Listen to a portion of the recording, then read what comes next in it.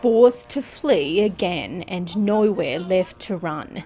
Terrified Palestinians ordered to leave Gaza City ahead of another heavy bombardment. It is terrible.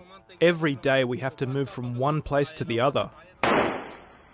The IDF is pressing ahead with a fresh offensive on Hamas militants in the north, south and centre of Gaza, but claims it has no interest in harming civilians.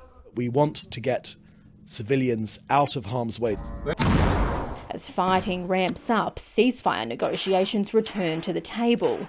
Israeli Prime Minister Benjamin Netanyahu meeting with US officials. He says he's committed to a ceasefire deal only if Israel's so-called red lines are preserved.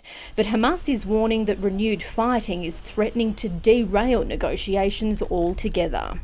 The ceasefire talks coincide with a US decision to resume some shipments of 500-pound bombs to Israel that had been paused earlier this year, though the US says its priority is still achieving an end to this war. With fighting now in its 9th month, the IDF is looking to bolster its forces, preparing to conscript ultra-Orthodox Jews after a controversial Supreme Court ruling. This is a dramatic change and should be congratulated.